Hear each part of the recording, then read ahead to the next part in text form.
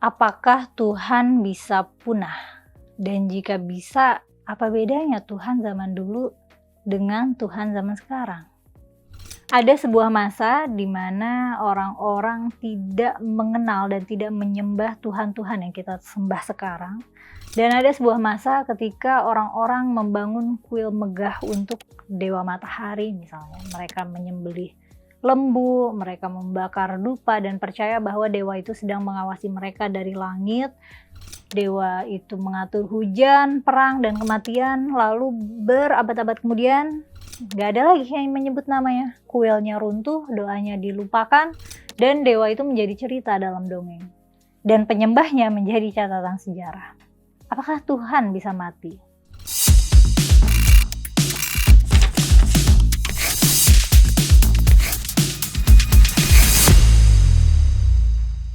Sebelum lanjut, aku mau berterima kasih kepada teman-teman penonton yang join membership channel ini. Sangat berarti buatku, sangat membantuku untuk tetap bisa produktif konten. Dan untuk teman-teman yang belum jadi member, boleh ikut dengan biaya yang 19.000 aja sebulan. Anggap aja traktir aku bakso gerobak ya sekali. Dan dengan 19.000 teman-teman bisa mengakses konten-konten eksklusif yang aku kurasi berdasarkan tingkat sensitivitasnya. Jadi aku lebih terbuka di sana dan nggak banyak melakukan self censorship ya. Belum lama aku menayangkan episode ayat-ayat sesat kitab suci edisi sejarah dan geologi, dan ada juga yang edisi science, dan aku juga lagi nyusun yang edisi astronomi. Caranya bisa dengan klik tautan di deskripsi. Terima kasih sebelumnya. Aku akan berusaha konsisten konten dengan kualitas yang konsisten juga ya. Sepanjang sejarah manusia telah menyembah ribuan Tuhan dan dewa dalam sejarah umat manusia.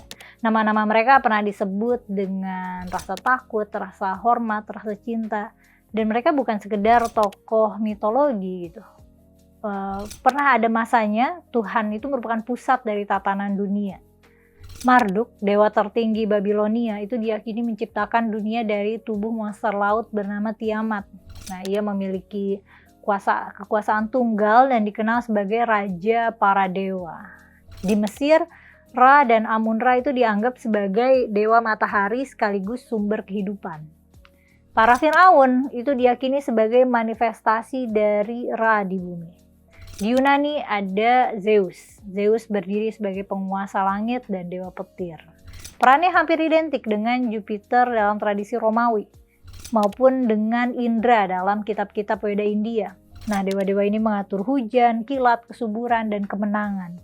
Dalam kepercayaan Aztec dan Slavia, kita mengenal Tlaloc dan Perun, dua dewa perang dan cuaca yang diyakini bisa menentukan hasil panen dan nasib peperangan. Nah, masing-masing dewa ini memiliki doa, aturan, upacara, bahkan kitab suci atau legenda yang dijadikan pedoman moral masyarakat. Mereka punya pendeta, kuil, dan umat yang siap mati demi mereka. Tapi hari ini nggak ada lagi yang menyembah mereka, nggak ada lagi yang takut sama mereka, dan kita menyebut mereka sebagai mitos atau sebagai dongeng. Padahal pada zamannya mereka adalah Tuhan dengan kekuasaan total. Lantas apa yang membuat kita yakin bahwa Tuhan hari ini berbeda? Dan pertanyaan ini bukan pertanyaan teologis ya, ini sejarah. Dan Tuhan itu ternyata bisa punah dan memang pernah punah. Bukan karena kalah perang atau karena kehilangan kekuatannya. Tuhan menjadi punah ketika tidak ada lagi yang percaya. Ketika umatnya mati dan generasi berikutnya menggantinya dengan nama baru, konsep baru, dan narasi baru. Ketika Babilonia jatuh, Marduk lenyap. Ketika kekaisaran Romawi Kristen bangkit, Jupiter dan Mars jadi mitos. Bahkan dalam Al-Quran, Tuhan-Tuhan seperti Baal, Lata, Uzza, dan Manat itu disebut sebagai berhala. Padahal dulu mereka disembah dan umatnya banyak.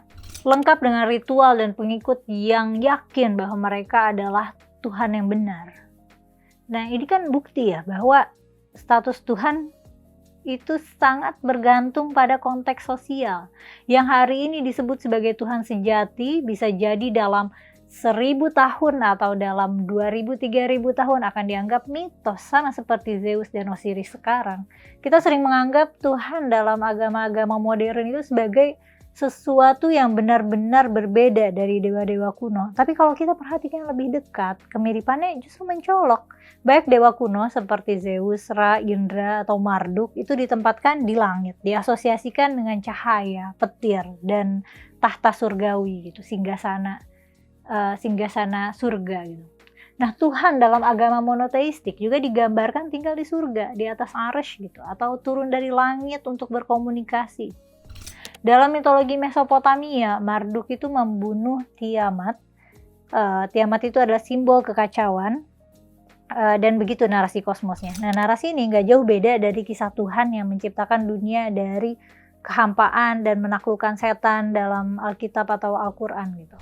Nah, pola kosmogoni lewat konflik itu sudah ada sejak zaman perunggu.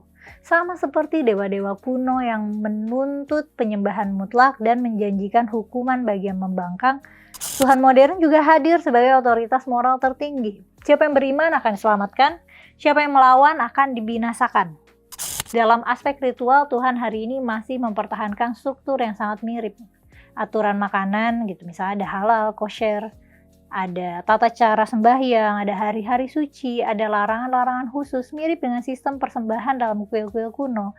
Bahkan Tuhan dalam agama modern tidak terlihat secara langsung, tapi dipercaya mengetahui segalanya, mengontrol segalanya, dan menjadi pusat penghakiman persis seperti Amun dalam Mesir, persis Anu dalam Babel, atau Ahura Mazda dalam Persia. Jadi kalau kita jujur, Tuhan yang sekarang bisa jadi tidak benar-benar baru secara konsep ya.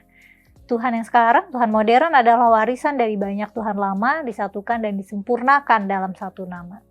Apakah ini berarti Tuhan hanyalah produk budaya? Ya bisa jadi tidak sesederhana itu, tapi fakta yang kita tahu, Tuhan-Tuhan selalu berbicara dengan bahasa zaman dan budaya tempat mereka lahir. Di masyarakat agraris, Tuhan digambarkan mengatur hujan, panen, dan musim. Di masyarakat yang sering berperang, Tuhan digambarkan suka bala tentara dan api neraka. Di dunia modern yang demokratis, Tuhan mulai digambarkan adil, penuh kasih, pengampun, dan pro-egaliter gitu. Kita membentuk konsep Tuhan seperti kita membentuk konsep raja. Ketika sistem politik berubah, citra Tuhan ikut bergeser. Dulu Tuhan mudah marah, suka memberi azab, dan pencemburu gitu, tidak boleh disekutukan. Dulu Tuhan menuntut terjadinya perang suci. Sekarang katanya Tuhan itu mengasihi semua makhluk alam semesta gitu, dan maha pengampun. Ketika sifat Tuhan berubah, sebenarnya apakah sifat Tuhan itu berubah atau pemeluknya yang berubah? Dulu kan orang menyebut Marduk itu sebagai satu-satunya Tuhan sejati. Dulu orang rela mati demi Baal atau Ra. Tapi hari ini kita tidak merasa berdosa melupakan mereka. Mereka tinggal nama di buku sejarah. Bagaimana jika beberapa abad dari sekarang, Tuhan yang hari ini dianggap maha benar juga tinggal jadi artefak arkeologi? Mungkin yang membedakan Tuhan sejati dan dewa kuno itu bukan kebenarannya, tapi keberuntungan sejarah.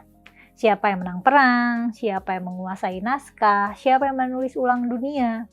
Apakah jangan-jangan konsep Tuhan seiring zaman hanyalah konsep versi teranyar gitu dari Tuhan-Tuhan sebelumnya? Dan jika kita berhenti menyembah Tuhan, apakah kita sedang membunuhnya? Kamu ada tanggapan nggak? Tulis kolom komentar ya. Makasih sudah menonton, sampai ketemu di konten selanjutnya.